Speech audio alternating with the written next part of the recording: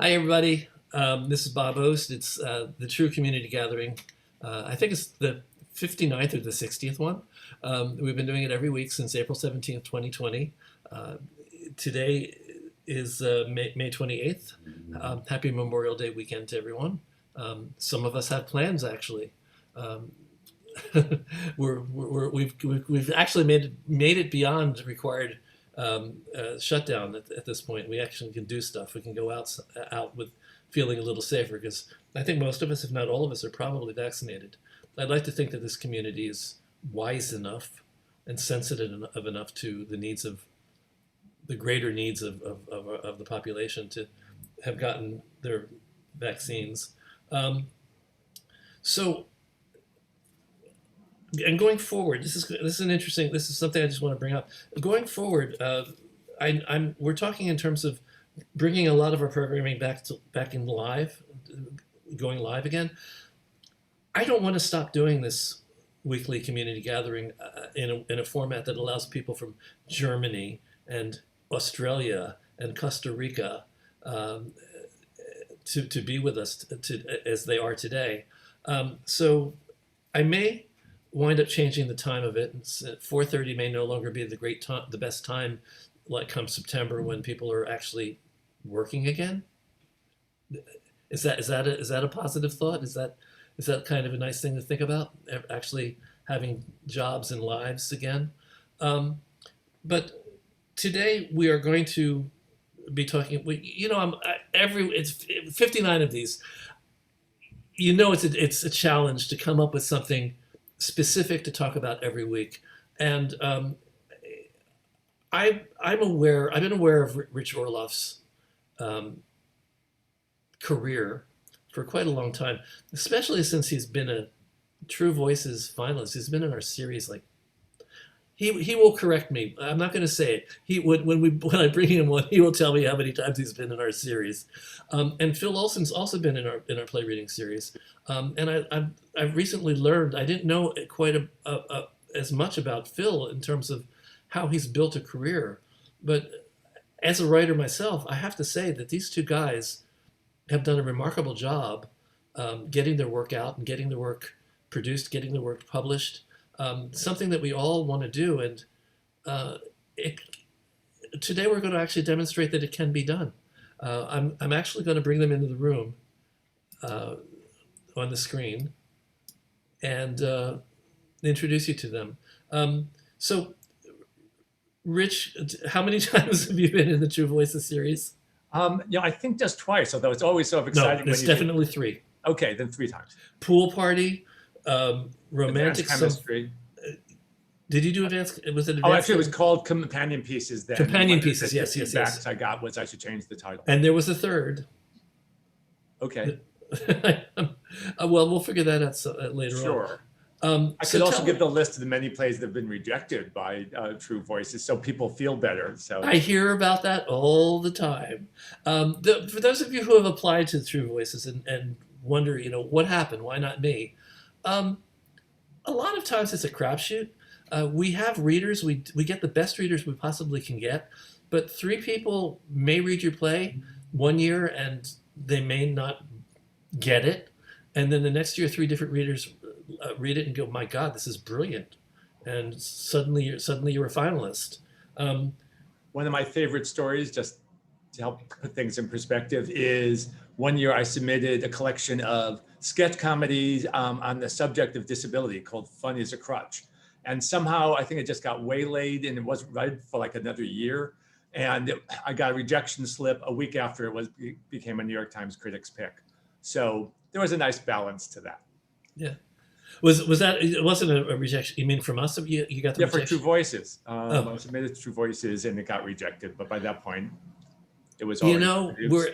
we're at the mercy of the readers, and we don't always know. Sometimes if we use a new reader, we don't necessarily know what their taste level is. Um, and there's another trick to this. It's really hard to do, which is finding pieces that we think are right for the readers that we have. Um, it's very personal. Whether somebody likes your play or doesn't like your play, it's personal.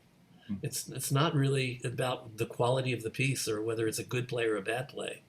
It's how it happened to hit them on that particular day when they read it. But we do the best we can. We also have a scoring system. We do a scoring system. It's an objective system where people actually have to say, "Hey, I didn't like this, but the dialogue's great.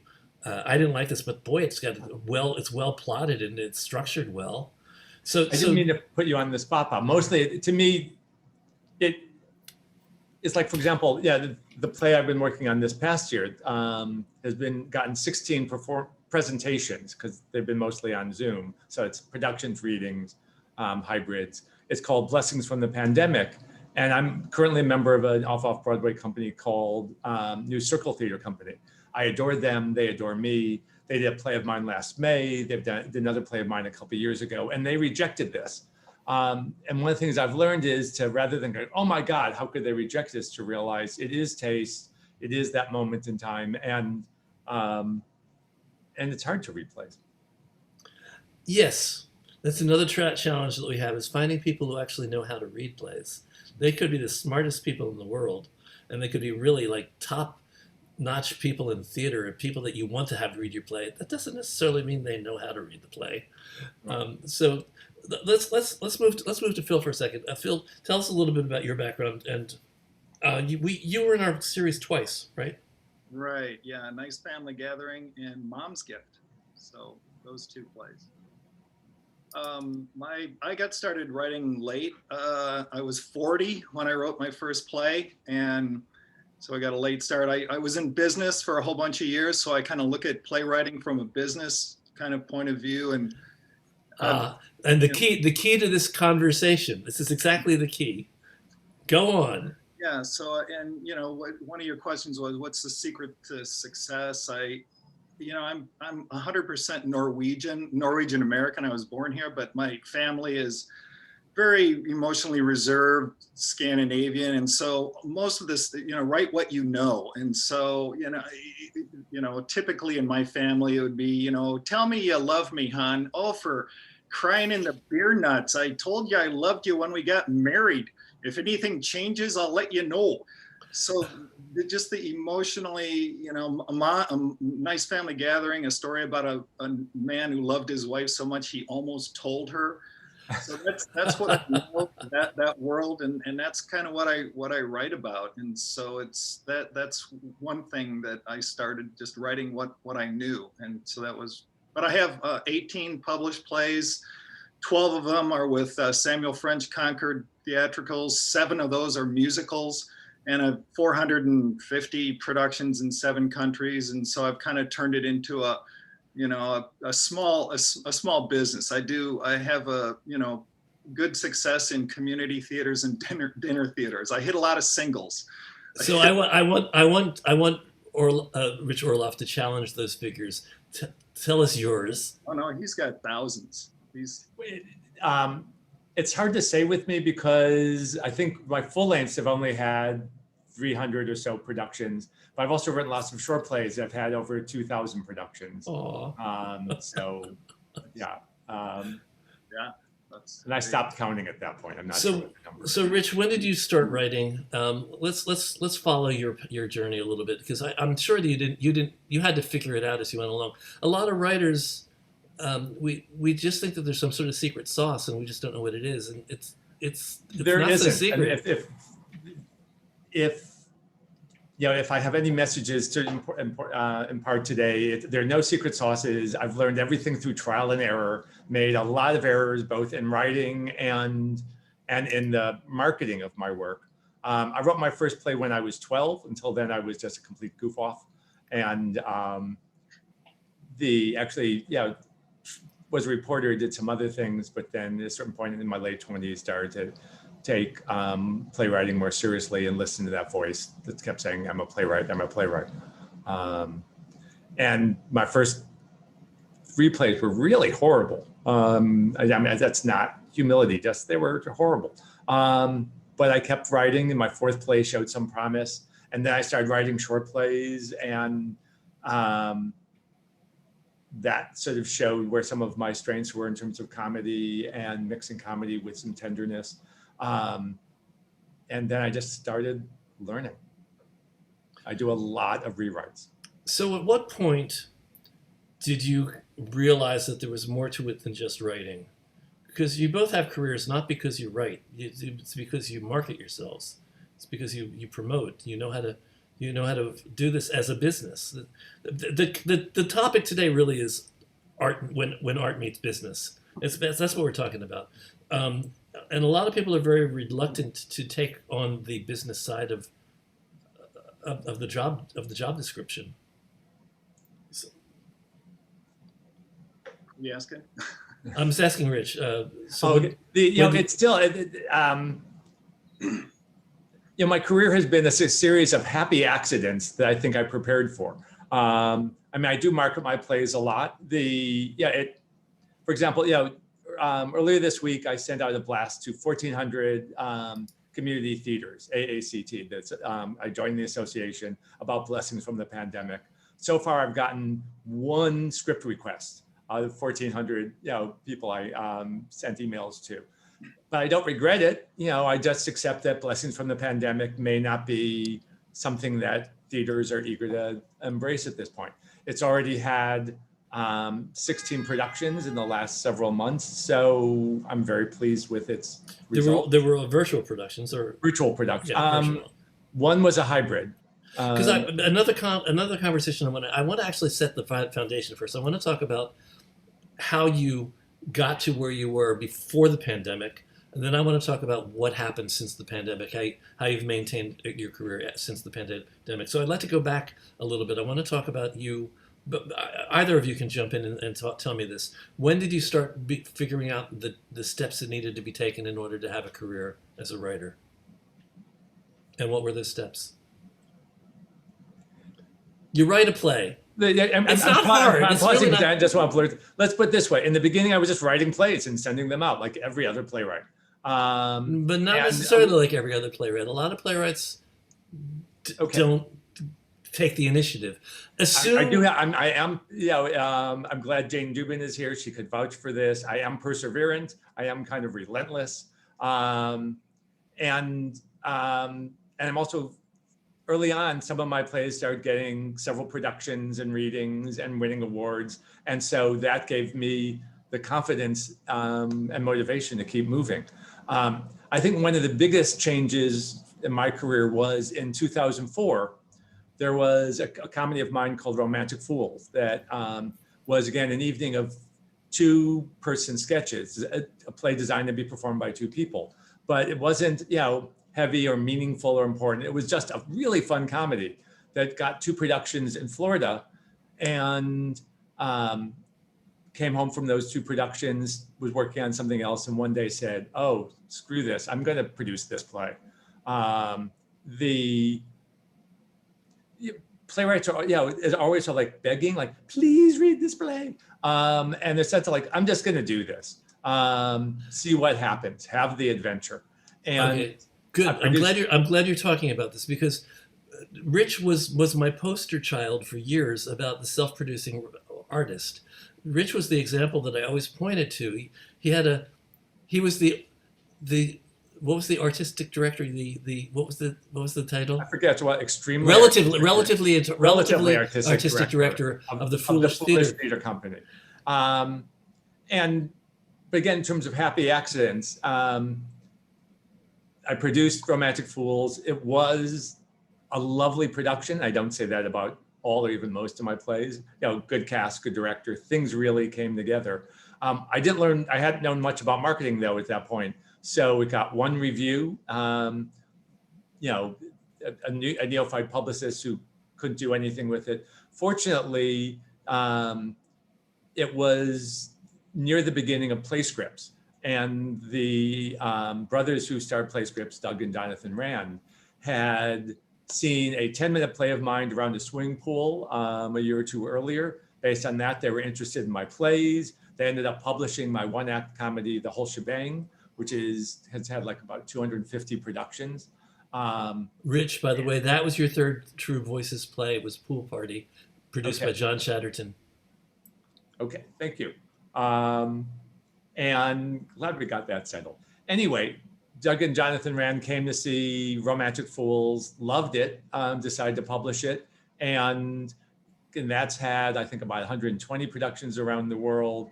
And also really cemented my relationship with play scripts. So for a while, I've ended up producing 7 of my plays off Broadway. And several of them got published by play scripts and then went out into the world. It's also important to note PlayScript then sold itself to someone else and relationships changed. So nothing is forever, but it was a really nice relationship I had with PlayScript.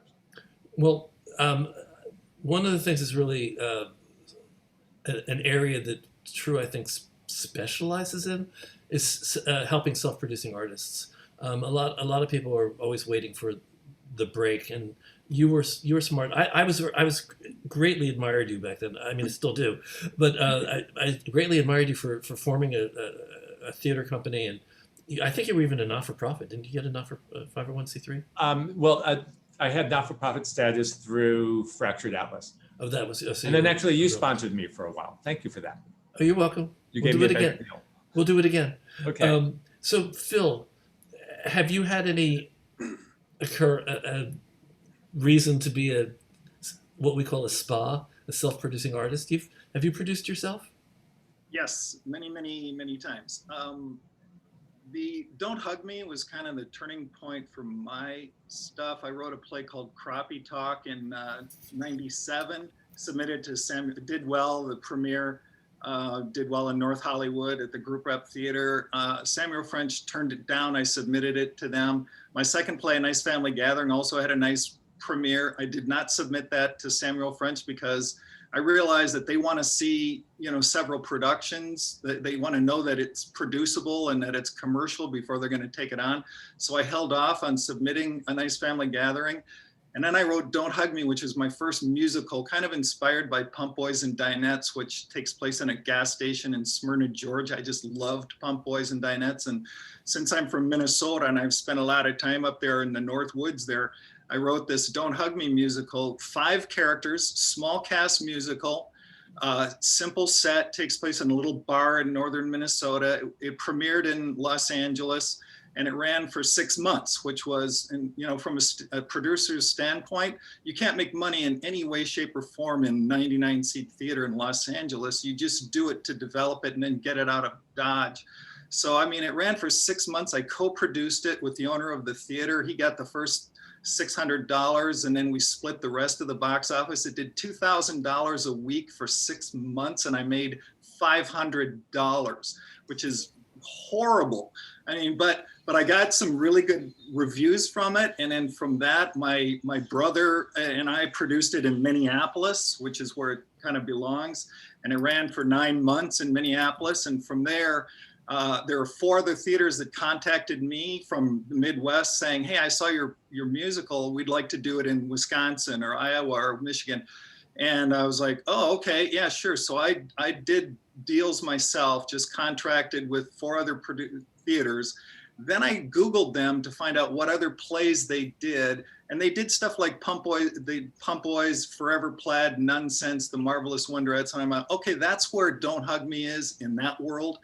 So I Googled Nonsense and Forever Plaid, and I found theaters that had done those, and I sent emails to 2,500 theaters and saying, would you like to see a script and a cast album of Don't Hug Me? Theaters that have done Forever Plaid have also done Don't Hug Me.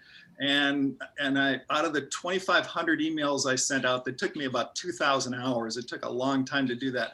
I had 250, these are just rough numbers, that said, yes, send me a cast album, send me a script. And this is 15 years ago, before, I think I was one of the founders of Spam.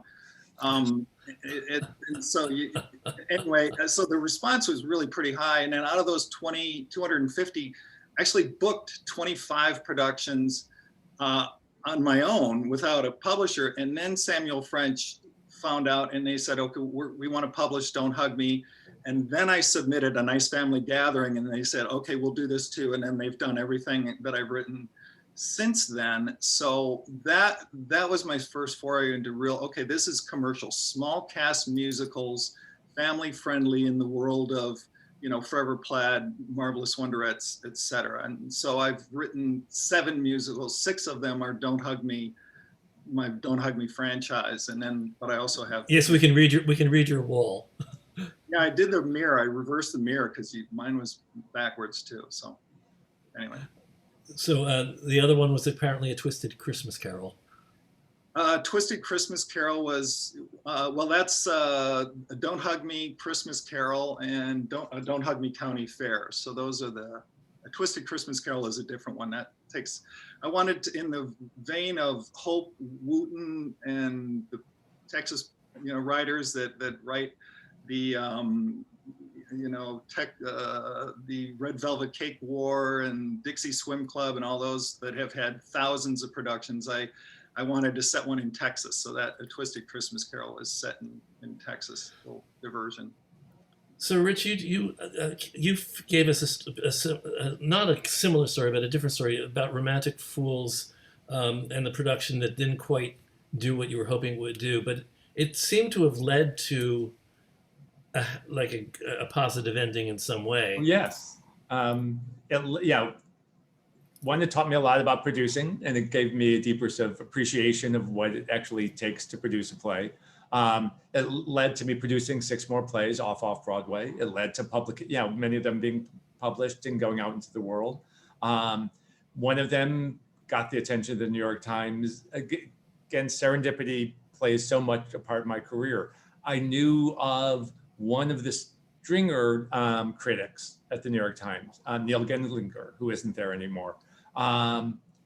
We had a mutual friend, and wisely, I did not bother him for years until I wrote Funny as a Crutch. And in rehearsals, it just was coming together so well.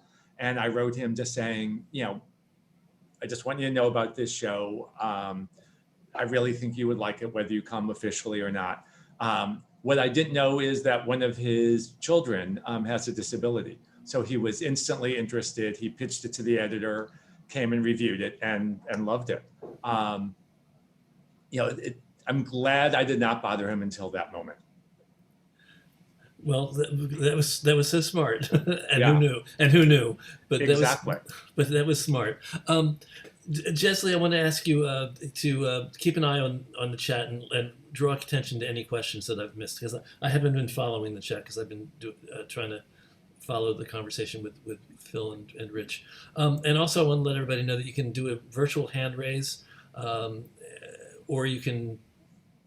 Virtual hand raise is really the best thing to do if you don't mind, if you can find it. It's in reactions. Or you can put a question into the chat and we'll try to make sure that we answer it. So if I may, 2 things. We do have 2 questions if we want to get to those afterwards. Well, what was Rich going to say? Let's hear it. Well, I guess 2 things. One, hopefully you see that already the running theme of, I just try lots of stuff. I'm very grateful for all the productions my plays have gotten. I've also tried things that haven't worked out, but I've learned some lessons, but mostly it's about like, hey, I might as well try this without sweating about it too much in advance. The other thing I really give a lot of thought to is, since I'm basically still an unknown playwright to most of the world, and I'm pitching this unknown play, why should they read beyond the 3rd sentence? And, I've written a good play is not a good reason, is not a compelling reason. Even when I was producing my own plays off Broadway, I rejected a few of my own plays because I didn't think they would stand out. A 2-person comedy about romance I thought would stand out. An evening about sketch comedy about disability with a cast, all of whom had different disabilities. This had never been done in New York before. That stood out in terms of getting the attention of critics and the public. Other plays of mine I think are perfectly fine plays, but I haven't thought I'm going to spend 6 months producing this because I think they would just come and go. One of the things I wanted to ask you both, because you talk about, I just do this, I just do that, it's just blah, blah, blah. I'm not sure how many of us have actually done e-blasts to 1,400 people. What did you say? What was your number, Phil? 2,000? I did the same thing Rich did to the same group about 2 weeks ago. Yeah. So where did you find the list? Where did you find the emails? How did you do the mailings? And what does it cost? Is it an expense that we need to expect to incur?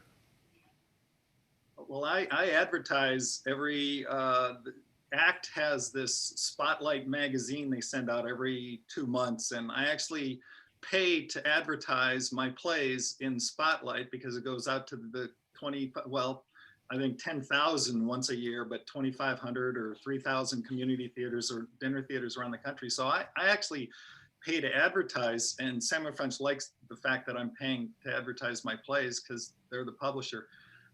But then I bought, probably like Rich, I bought the email list from ACT, American Association of Community Theaters, act.org. You can go to, and that's a great resource.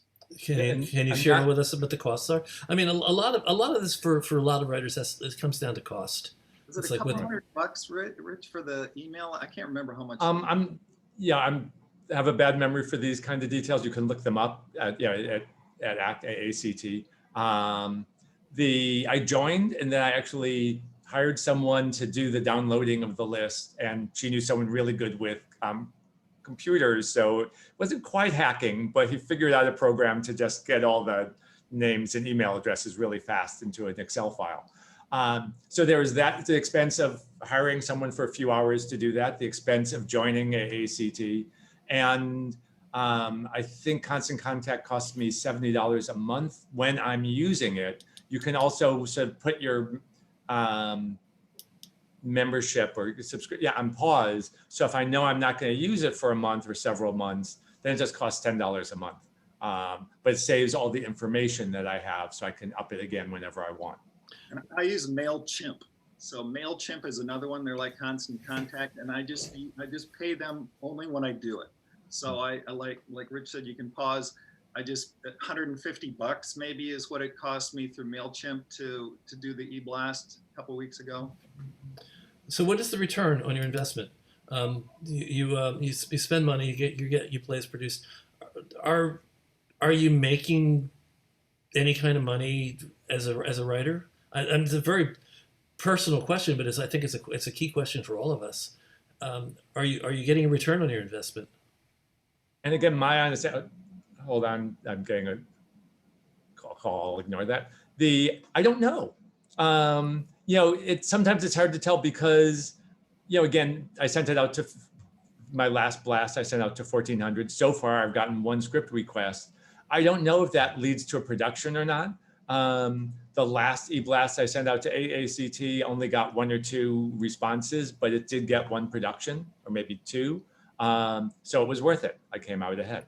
So how is the fee structure if somebody decides they're going to do your play? How do they pay you? Basically, for a full length of mine, it's $100 a performance. I try to keep it simple that way. Again, I'm talking about community theaters or theaters that have extremely low budgets. When my plays have been done by professional theaters and larger theaters, I negotiate a base versus a percentage. And again, I found out when I started doing this, I had an agent. My agent was not helping me at a certain point.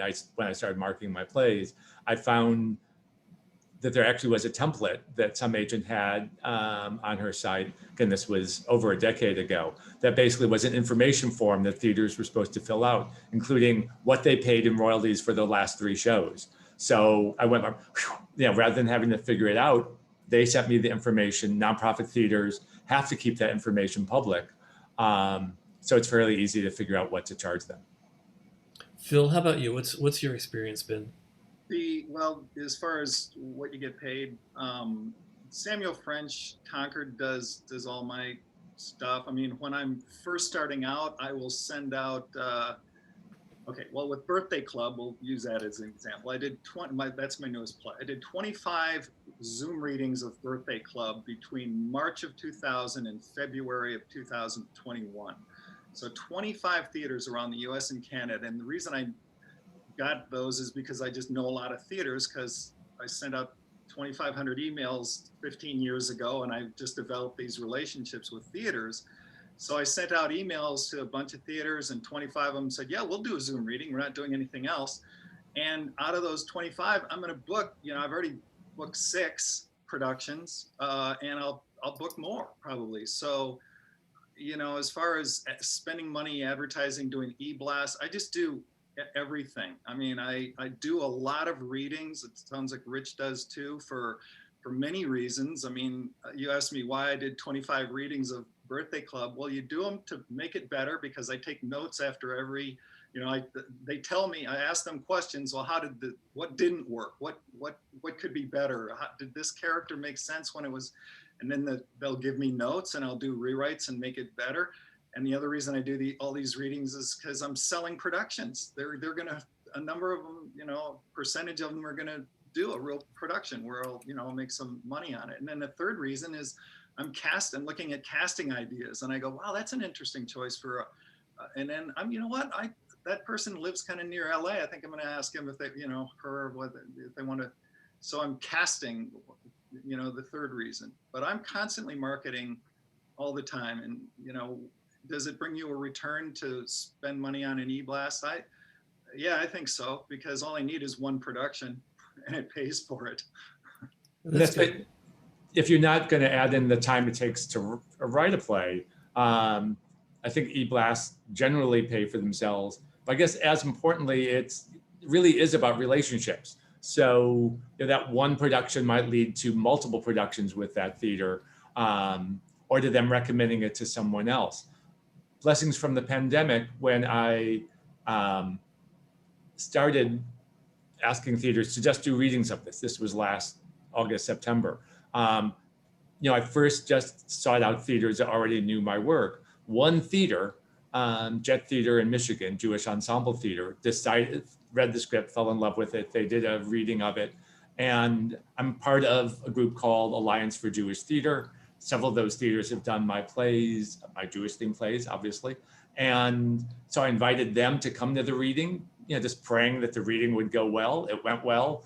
2 of the artistic directors who came to that reading then decided to do productions. A third person didn't do a production, but she decided during Zoom to just offer the script to all of her subscribers as a bonus. And so I have now furthered relationships with these theaters. And yeah, it's just, there's no substitute for that. And they'll do your other plays. Exactly. In a relationship, they'll do 2, 3, 4, 5 of your plays. Can I just point out the obvious?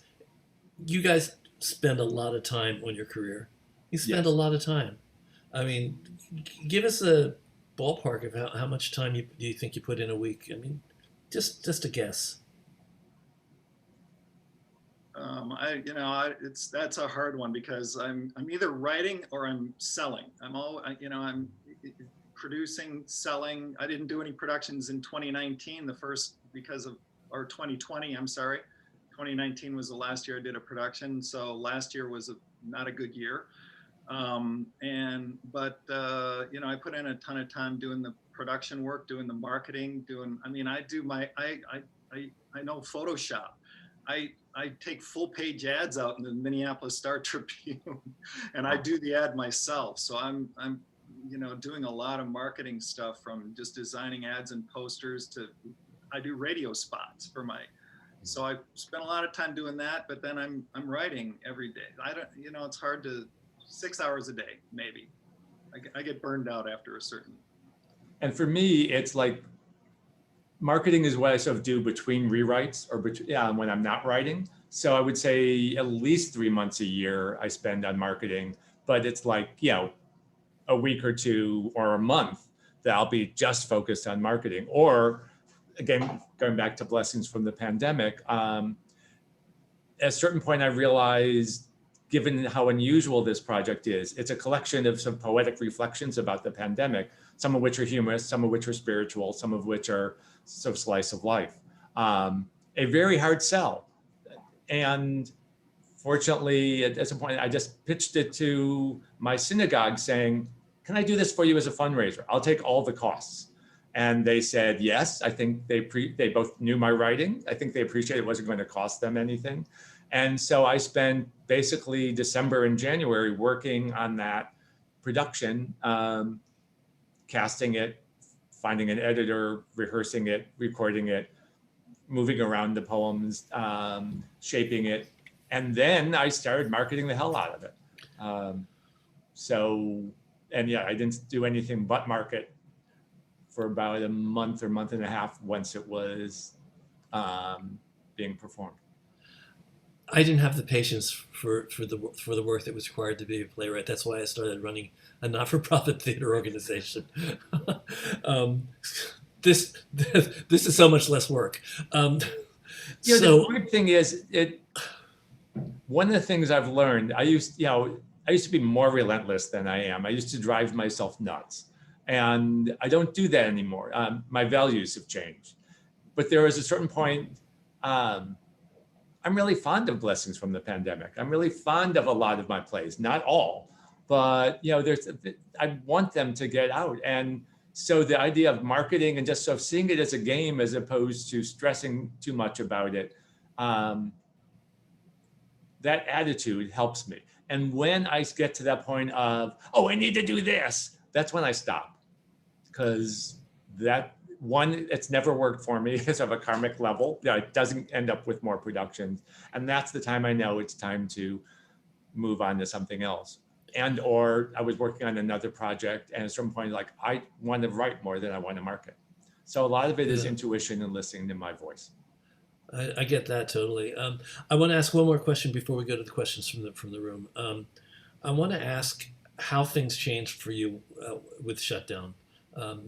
How have you pursued? Has anything changed? Or are you just doing the same thing that you did before? What's different and what's the same? Phil, let's start with you. Well, I didn't do any productions of my own productions last year, and I have every year, for forever. And I'm talking about the business. I'm talking about you as the person that's running your own business. How did that change? Usually, like, I wrote Birthday Club. So when I write a new play, I will call up theaters around the country, and I will fly out to them. I'll say, would you like to do a staged reading of my play? I'll come out, and then they'll get an audience, and I'll sit in the audience, and then I'll sit on stage afterwards, and I'll take comments from the audience and do rewrites. So I'll fly to Iowa, Minnesota, Texas, various states, and I will do that in person 11 times. I'll do 11 staged readings around the country of any new play of mine, to sell them, to rewrite, all those reasons. I didn't do that last year. Last year I did Zoom readings of Birthday Club, but I did 25 Zoom readings instead of 11. So I made more. It was problematic because I write, hopefully I write comedies. That's the intention, that they're comedies. But you don't know until you're done. You're in front of a live audience. The problem with Zoom readings of a comedy is you don't know where the laughs are. So it's hard to develop. You go, oh, that joke is horrible. Scratch that. You can't do that when you're doing a Zoom reading and you're like, did that work or not? I don't know. But so yeah, I wrote a whole new play. It's going to be published, Birthday Club, by Samuel French, and strictly doing Zoom stuff. So it's a whole different world for me last year. But were you putting as many man hours into promoting yourself as you would have outside of you, in a sense, you had more time. I did have a lot more time. So I didn't put in the 400 hours that I usually take to do a production. Not that many, but a couple hundred hours to do a production. I didn't have to put in that time because I didn't do a production, but I put in a pretty big amount of time doing these Zoom things, but I didn't have to fly around to different places. So yeah, I put in less time overall than normally last year. Same question to you, Rich. Well, let me answer it a couple of ways. Or anecdotally, last spring, shortly after the pandemic hit New York and everything was shut down, and Zoom was this very new idea. I got the idea that many people have of having a Zoom reading, but not just of any play. One of my plays is called Days of Possibilities, and it was one of my earliest plays, a documentary style play about campus life during the Vietnam era. And the whole play builds to the campus response to Kent State, Oberlin College, by the way, which is where I went. And last May 5th, 2020 was the 50-year anniversary of Kent State. So I pitched to my theater company, the one I'm involved with, New Circle Theater Company, meaning I just called up one of the artistic directors. I said, I have this crazy idea. Why don't we involve our full company and do a Zoom reading on May 5th of Days of Possibilities? And he said, sure, let's do that. Then they started hemming and hawing, and I didn't want to just sort of wait till it was too late. So I started contacting other theaters I knew to see if they also wanted to do a reading on May 5th, saying that it would be free, but and that I would promote it. And I was hoping that there would be a cluster of theaters that would do this. And indeed, 5 different theaters decided to do a reading of Days of Possibilities on May 5th. So once I got that, I started marketing it, which led to some other productions or Zoom performances of it. I was involved with the rehearsal of that. So last April and early May, I was just driven crazy by this and exhausted. And it was this great adventure. The other adventure I had, which I didn't plan to have, is that generally, like Phil, I write comedies or comedy dramas. And one day I was sitting on that couch, looking out the window, filled with despair. And suddenly this short poem came to me. I don't write poems, but it was kind of just reassuring, you'll get through this kind of poem. A reminder that I was still breathing and I had friends and I had love in my life and I had everything I needed. I shared that poem with friends. They really responded to it because everyone was going through some similar angst at the time. I ended up writing a second poem. I ended up writing 60 poems. Not that I planned to write 60 poems. I describe myself not as a poet, but as a playwright who wrote 60 poems. And that's what I cobbled together into Blessings from the Pandemic, which has been in some ways like one of the best career breaks I've had in over a decade, just in terms of the attention it's gotten. And it was just published by Theatrical Rights Worldwide, which really surprised me. It's gotten several, I'm not sure what future life it will have. It may really be of the moment, but I wasn't going to argue with Theatrical Rights Worldwide. I invited them and Play Scripts and Dramatist Play Service to the performance that I wrote and directed. They showed up, loved it, and decided to do it. And again, I think the important thing is, and I need to double check on how the pronunciation of her name, Bob, you may know her, Liza Marzini, who is with Theatrical Rights Worldwide. What I didn't know until the fall is Theatrical Rights Worldwide just publishes and licenses musicals like Spamalot and Jersey Boys, but they just started a new play division that Liza is in charge of. And I met Liza over a decade ago when she was a secretary at Samuel French helping me out with the problem. So if she didn't already know me, I'm not sure she would have come to the performance that I wrote and directed. And so that's how the show got published and is now licensed is one of the first plays by Theatrical Rights Worldwide. As Jane Dubin put in the chat, it really is a long game. And I delight in how bizarrely some of my connections have sort of come together over the years, which is again why I'm willing to try pretty much everything and why I can't answer the question, does this one act pay off? Because it may not pay off for a decade, or it may pay off never. Good stuff. Chesley, let's go to the questions that we missed in the room. Okay, so I believe this question might have already been answered earlier. It's, do Rich and Phil use mail services like Constant Contact or Mailchimp to send out pitch emails? Yeah, one is Constant Contact, the other is Mailchimp. So yeah, one of each. We got one of each. Okay. Donna Hogue says, I would also like to know particularly how you both market comedy, given that contest and development ops don't tend to choose those. My world is community theaters and dinner theaters in the Square States. That's where I thrive, and so that's my that's the theaters that do mine. And I send out a lot of emails and do a lot of readings, and I am kind of out there quite a lot to these theaters.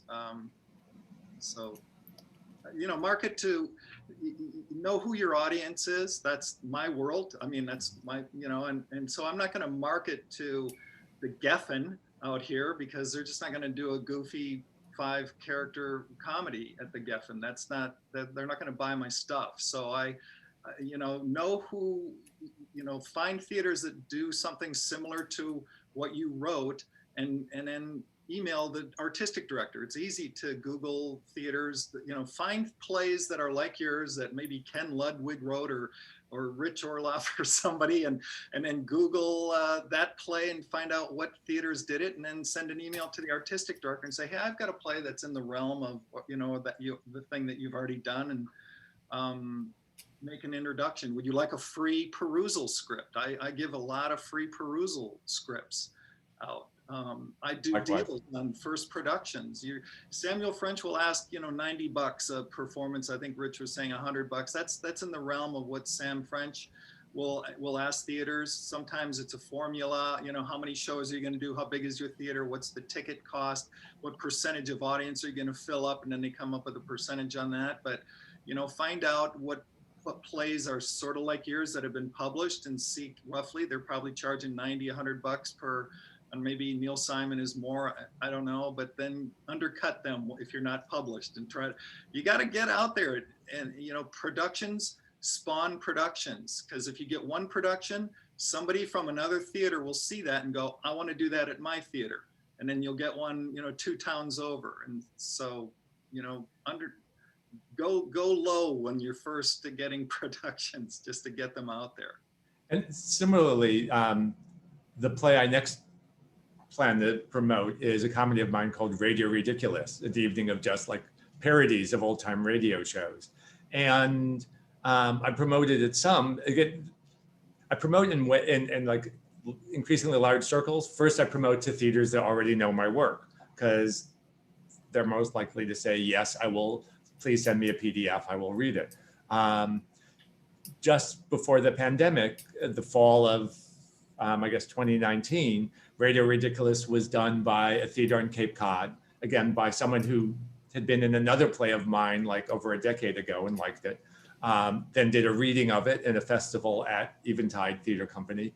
Then that reading went really well, so the next year they produced it. So now I have some quotes from these Cape Cod reviewers that won an award along the way. I have some nice photos. I will put that together into an e-blast, which I think, you know, will be more effective than me saying, oh, I've written this really good comedy, because now I can say, they like it too. And again, it can be done by a cast of 4 on a simple set. And the actors don't even have to memorize their lines. Jessley, next question. Yes, Donna Hogue asks, is it harder now with the constant barrage of emails to get through anywhere with eBlast? Yes. Yes. Everyone's been hit over the head a million times since I'd sent out 2,500 15 years ago. It seemed easier back then, but I think everything has gotten harder. It just is. Next question. Something more hopeful. Okay. Well, So let me put a twist on that. You know, again, it's why I'm sort of moving in a different direction than the plays I've done. Because it has gotten harder. And the last couple of plays of mine that I think are not easy to sort of market. They're not like, ooh, hip, hot topics or anything, but I think they're beautifully written plays. It's been really hard to get them even read. I think it's really hard to get anything read to break through the door.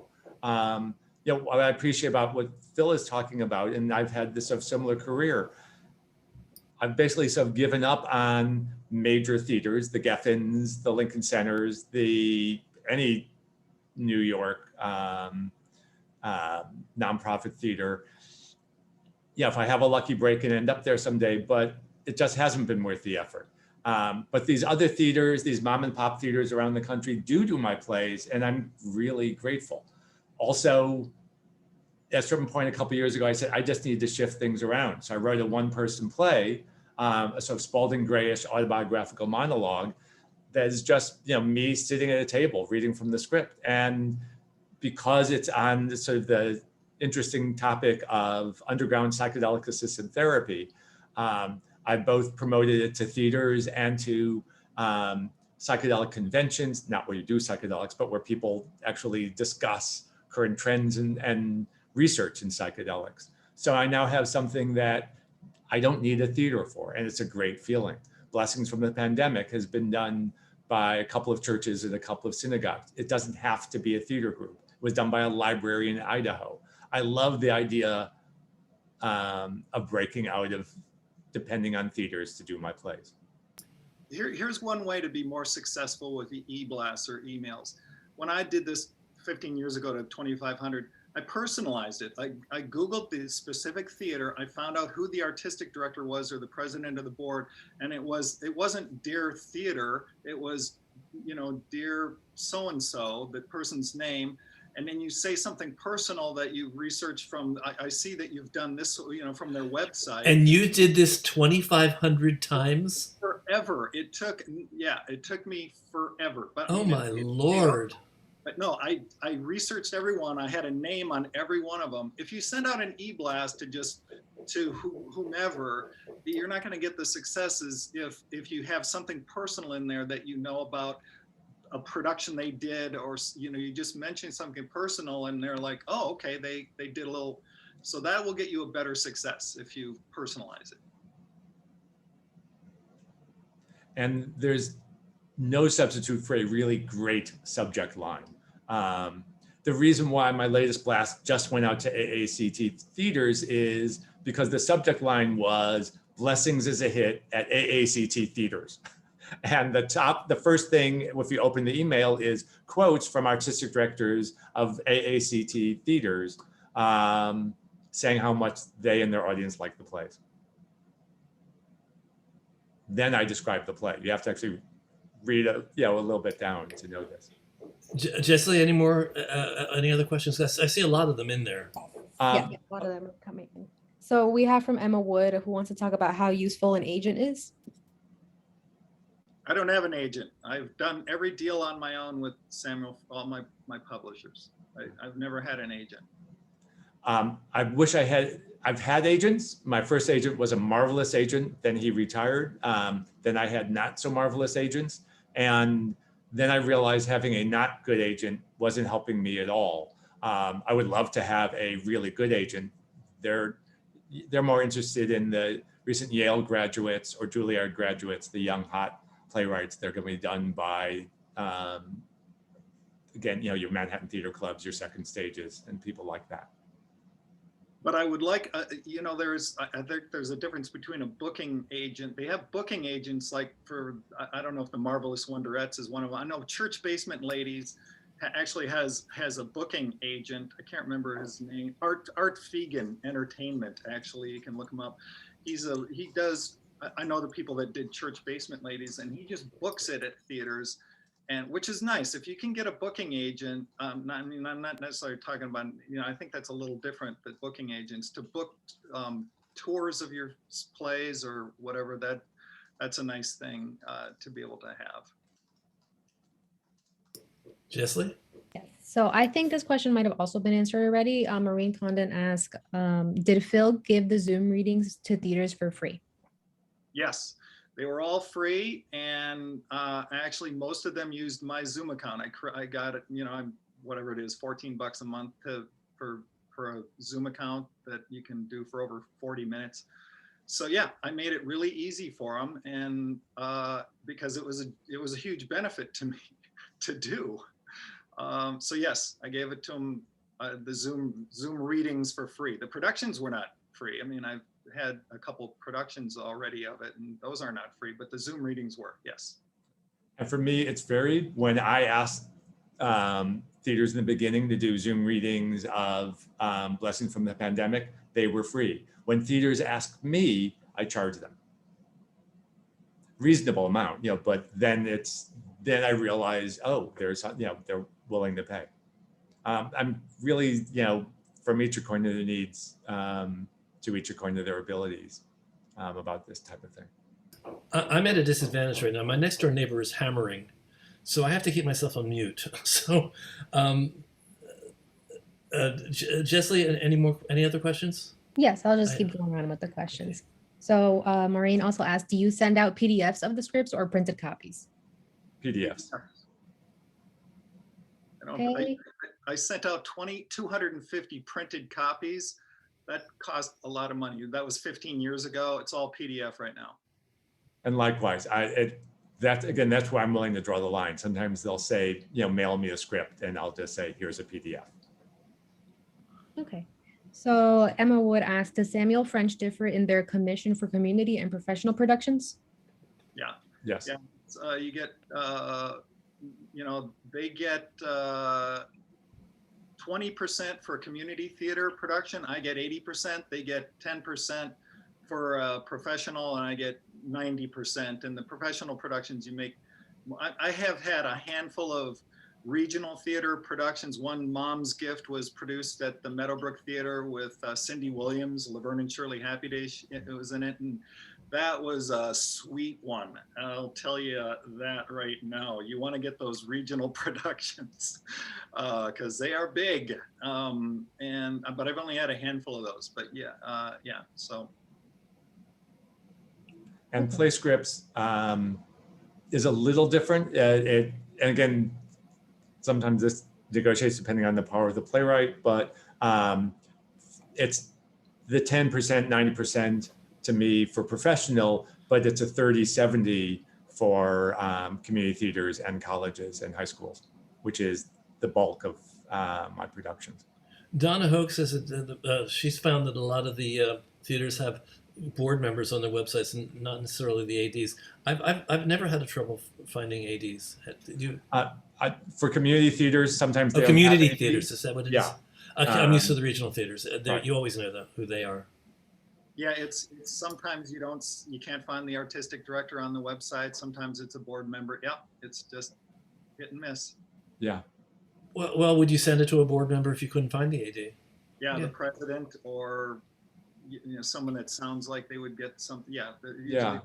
Or Or sometimes it just has to be info at or box office at. It depends on how motivated I am that day to send it. Yeah, and I'll just say, dear folks at such and such theater. So it's 6:06, so I think we're going to wind up a little bit right now. But if anybody has a question, you can start turning on your video and your audio and coming into the room. While I just thank Rich and Phil for being with us today, I appreciate you doing this. Been thinking about having you guys for a long time. I'm glad I finally did it. And I want to remind everybody that if you decide you want to give us a donation to help keep us going, I wouldn't mind. So if you're a true member, we welcome you and we don't expect you to donate. But if you're not a true member, join or donate. It's truedonate.com, trudonate.com. And any other questions? John, you're muted. How about now? Okay. Fine. Okay. So I'm gonna email somebody about this booking agent thing. I live in Texas and we have a theater company with a bunch of shows and we tour with them. Would love a booking agent. So I'm gonna ask you a question about that. But my first question and my only question today is, if we're doing that kind of thing, why do we need to be published? Because we probably won't sell the show to another company. We're doing it ourselves. Published, actually, clarify that. Published is a form of licensing. Right. Yeah. So that's where a lot of the productions come from. It's from the licensing. It was Phil who said that he actually advertises in the Samuel French whatever they send out. He advertises his plays so that they get extra attention. Yeah, I mean, I get that, but I mean, just as far as we produce our own shows, we tour with them. Does the being published by Samuel French, does that add anything besides if somebody else wanted to do them, right? I think it's just a whole separate category. Okay. Yeah, I know the musical Church Basement Ladies. I'm familiar with them. It's not published, but they have this Art Fegan is their booking agent. So they don't have a publisher. If you have a good booking agent that's booking a lot of productions, then you're good. I love Samuel French because they do a lot. They've done great for me. So, I mean, that takes the place of a booking agent because they license my plays So, but yeah, getting a booking, if you have, it's got to be a commercial one, Marvelous Wonderettes, Forever Plaid, kind of, small cast musical to really get a booking agent to want to get on board with it, I think. Right. Okay, great. Thank you. Anyone else want to? Oh, okay. Hands are raised. The virtual hand raises. Jeffrey Lyle Siegel. Hi. So I want to have you guys talk a little bit more about how you have marketed yourself to overcome the problem that, especially when it comes to musicals, Phil, that most community theaters, regionals say, we want a show we can sell that people know the title, people will buy tickets to come.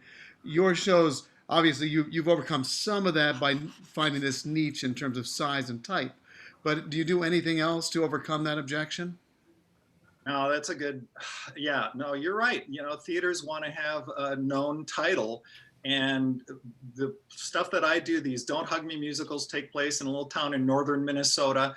And so all I have to do is put a good synopsis together, some photos, I have trailers and so on of productions. And so a lot of theaters in the Midwest will do my stuff just because that's the world, and they do very well commercially in the Midwest. So I don't need now they have a name in the Midwest, but when I was starting out, it's not as easy when you don't have a title, that's for sure. You just have to work a little harder.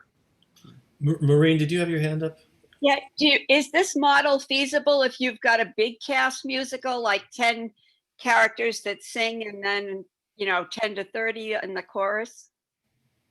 It just, to me, every musical I have is 5 characters, and because it's easy, it's less expensive to produce, and you can, some community theaters love 10, 20 character musicals because they have a lot of people that want to be in stuff.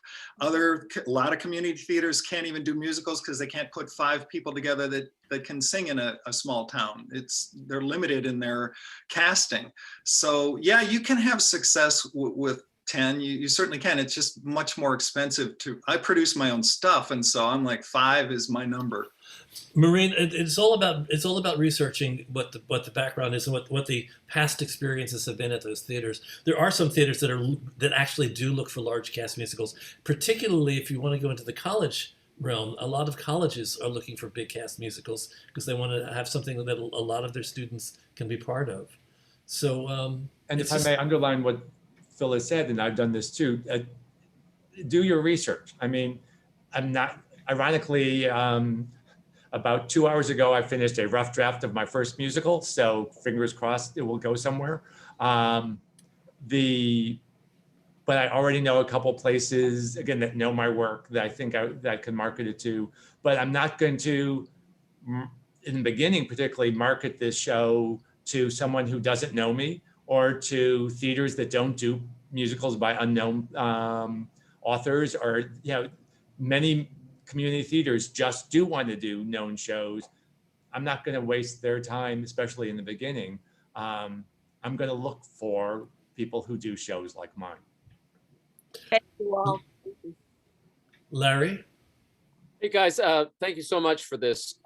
Just want to make sure that I understand this. As far as getting a show licensed, it sounds like from what you were saying, particularly a big company like Sam French, they're not going to license your show unless you've had a number of productions before that, particularly if you're unknown. So that's the very first step. Get some productions, and one production will lead to another. And then you go to Sam French and say, look, I've had 12 productions. These are the reviews. Would you license it? Is that correct? That's my experience. Yeah, Okay. Correct. Mine too. Okay, thank you. Ed Levy? Ed's got his hand raised, but he doesn't have his video on. Hi, I'm sorry.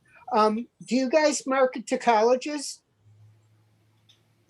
I don't. I am not. I'm going to write a play someday that's going to be catered a little bit more to a couple colleges.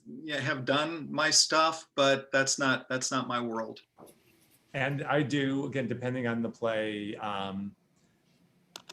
my core, I mean, by this point, I'm lucky. I have hundreds of names of people who've done my plays, high schools, colleges, community theaters, professional theaters. So those are the main people I will market to. And yes, I will market to colleges. I'm really grateful for some of my short plays have become very popular in that market. And Thank again, you. sometimes it's finding not the college, but the professor at that college. Or sometimes students, again, it's helped, all these things affect other things. The fact that my published plays get produced to colleges then makes it easier for me to maintain relationships with these colleges. One of the things that Samuel French told me a couple of years ago, they said, hey, Phil, write a play like Almost Maine. Has anybody heard of Almost Maine? It's Yes. 10-minute scenes, and it plays in thousands of colleges. And you got to do that, because and so someday maybe, and it's 8 separate scenes. So apparently they like to do shorter scenes where you can maybe do 1 or 2 of the scenes from it, or. Well, there's also a very pragmatic reason why they say that. Almost Maine, within a year or two of its first coming out, which is maybe 15 years ago, it was the most produced show, licensed show in America. The #1. Nothing was close to it. So it has a proven track record. That's why they like it. It's also charmingly written. It's what? Charmingly. Also charmingly written. It is charming, yeah. Really, and it can be done by high schools and colleges and community theaters. It's it's a very sweet and clever play. And we always hear monologues from it at the True Auditions. Yeah. Any other questions? I mean, do people want to go into breakout rooms like we do every week? Need to go in by the minute, but there's a final question. Otherwise, the other thing I will promote while I'm here is, I'm very grateful for how True has helped me, both through True Voices, but also, I'm not even sure what it's called now, but the True Producer Development Program. After I did Romantic Fools, my first off-Broadway play, and realized how little I knew about producing and marketing, I joined the Producer Development Program, made some good friends from it, learned from it, and just developed more of a comfort about producing and marketing than I had before. Some of these things aren't just things you can read in a book and do. It really is these are muscles I've developed over time. So I encourage people to apply for we call it PDMP, Producer Development and Mentorship Program, and we'll be doing it. The next term will be in September. We're certainly open for submissions now. It's going to be now through August for submissions, and then we'll go through all those, and right. we'll. And I met wonderful people like Jane Dubin, who I think owes me 3 drinks now. So just for that alone, it's been worth it. I don't think Jane's still here.